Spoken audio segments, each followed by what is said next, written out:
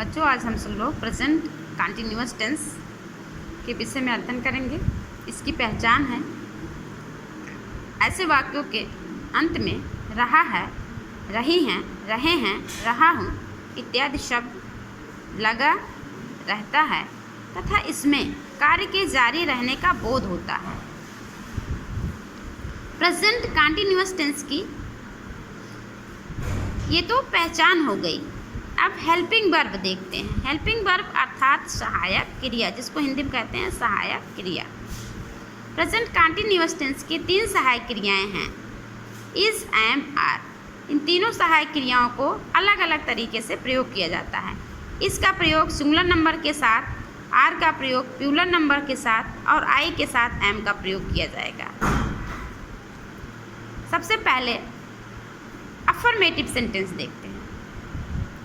Affirmative sentence का नियम है, सबसे पहले कर्ता प्लस इज, एम, आर, मुख्य क्रिया का फर्स्ट फॉर्म में आईएनजी प्लस कर्म प्लस से।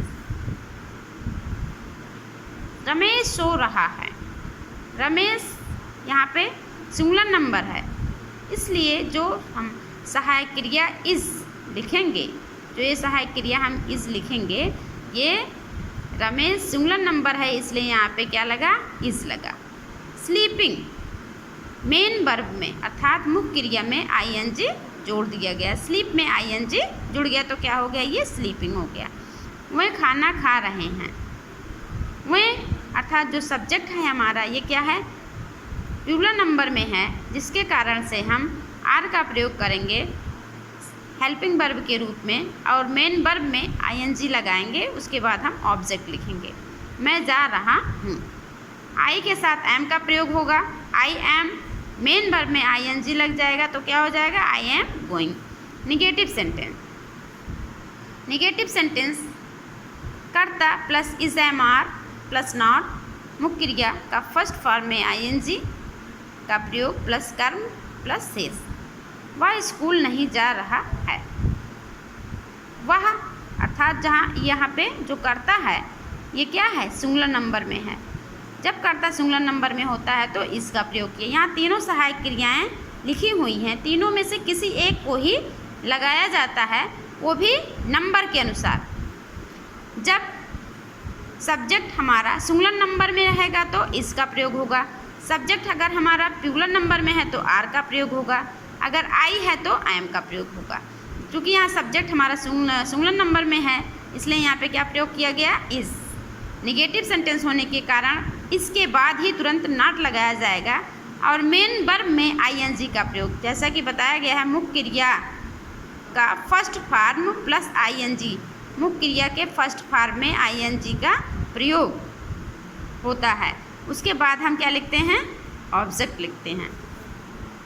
इंट्रोगेटिव सेंटेंस यह 2 प्रकार का होता है। नंबर 1, यदि क्या शब्द सबसे पहले आए तो।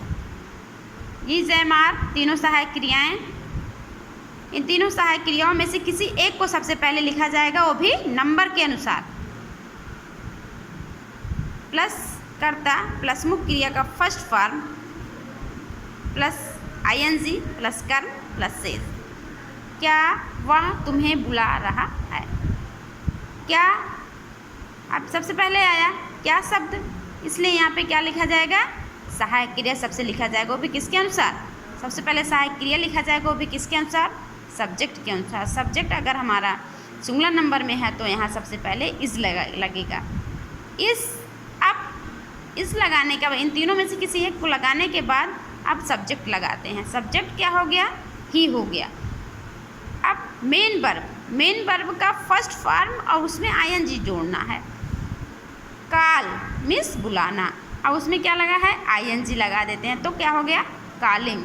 फिर उसके बाद यू अर्थात ऑब्जेक्ट। दूसरा है, यदि प्रश्नसूचक शब्द बीच में आए तो। प्रश्नसूचक शब्द प्लस इज, एम, आर कर्ता प्लस मुख्य क्रिया का फर्स्ट फॉर्म में आईएनजी का प्रयोग कर्म शेष। तुम किसे बुला रहे हो। अब देखो यहाँ प्रश्नसूचक शब्द बीच में आया है, प्रश्नसूचक शब्द जब बीच में आता है, प्रश्नसूचक शब्द, ये शब्द जो जब बीच में आता है तो हम सबसे पहले इस प्रश्नसूचक शब्द को यहाँ पे लिखते हैं। उसके बाद हम सहायक क्रिया का प्रयोग करेंगे, वो भी किसके अनुसार, ये इसके अनुसार,